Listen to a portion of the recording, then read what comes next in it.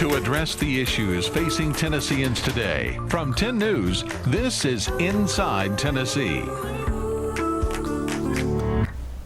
Good Sunday morning and welcome to Inside Tennessee. Along with my colleague John North, I'm John Becker, and we are here to talk to a person who has one of the most important jobs in our community, and he just got that job this week.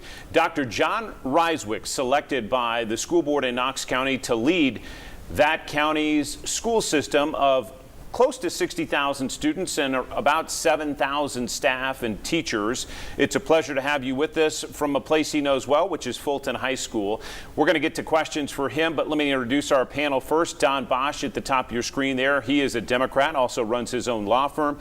Susan Richardson Williams is a Republican. She runs her own PR firm, and it's great to have both of you with us. Dr. Rysewyk, first of all, congratulations. It's been a long interview process. The district started this back in September when Bob Thomas said he was going to retire at the end of this school year, and you were selected this week. What is priority one for you? Yeah, so first of all, thank you. It is a great honor. This is a school system that Knoxville's home for me. This is a school system that I love, and my daughters have been in the school system, still have one that's still here. So it's a great honor to be able to serve the people of Knox County, and more particularly the students of Knox County. I think we'll spend this next bit of time kind of thinking through what our first steps are, but even through the interview process, we talk through kind of what my priorities would be. And one of the first is excellence in foundational skills, and that really talks about early literacy. That's kind of the bedrock and super important if students are going to be successful once they graduate and move on from there. And then ninth grade algebra being another one of those. Students who are in ninth grade algebra, that's kind of the last chance they have at taking algebra. That unlocks the key for STEM jobs and other math jobs that the students would have.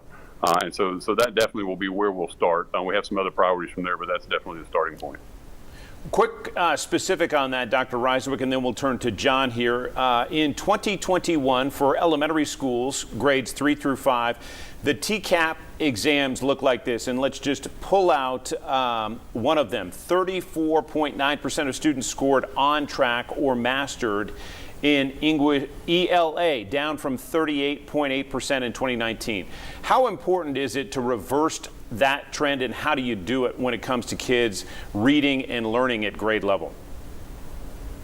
Yeah, that's extremely important, and I think if you look back even a few years prior to that, Knox County had kind of hovered around that 40% mark. And just to be clear for people to understand, that doesn't mean 60% of our third graders couldn't read. It meant that they weren't hitting the proficient marks as far as what the state deemed proficient for them to be successful moving forward. So, 40% even was too low. I think we've seen that latest dip is probably the first data that we've gotten off of the impact of the pandemic.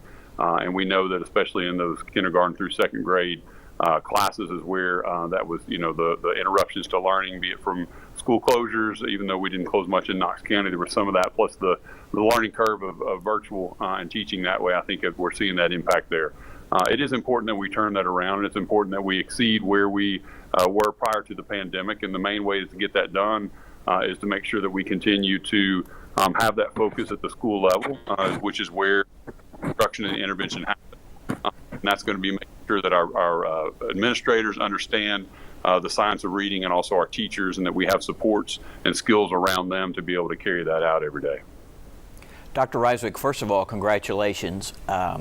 I also wanted to ask you this, sir, and this is not coming from me, but somebody who made an observation on Facebook before the selection process was finalized last week, and that was, Jon Rysewyk, just more of the same when it comes to the KCS culture. We need a change agent. So let me put you on the spot, if you don't mind, Dr. Rysewyk, and ask, where are you on that? Are you a guy that's going to come in? Do you anticipate there'll be a lot of changes, or do you feel comfortable with kind of the direction and the structure of where KCS is? That's a great question, and thank you. So I think if you look at my career, I've been a guy who has led change in multiple places. We're here at Fulton High School right now. We were a school as an assistant principal and then named principal through the process that had a graduation rate of 43.6%. And within 3 years, we turned that around with the staff working extremely hard to get that done to over 80%. and there's been 2 principals since my time. Those principals have continued to maintain using a lot of the same systems and making them better, of course, over the years. And so I think that there's proof that we're not afraid to address a problem. Even for me, it was kind of unexpected in my career. I was working in the district office, but I had an opportunity to go serve and be the founding principal of Emerald Academy, which was a K-8 charter school that started really trying to serve the inner city students and the students who had not been achieving well. I wanted to try to be part of that solution and do that as well. So launched that school, was part of recruiting in that initial staff, recruiting in those initial families. They're still going strong today. So I wouldn't say that I look for change. I'm not a wrecking ball by any means, but I think it's important with taxpayer dollars that we are making sure we maximize our efficiencies and make sure that we have the right people in the right places, the right systems in places. I said this during my interview process as well.